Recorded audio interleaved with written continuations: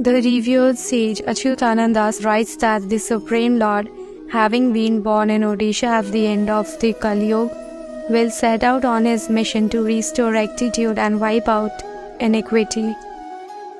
The sage adds, however, that not everyone will be able to recognize him.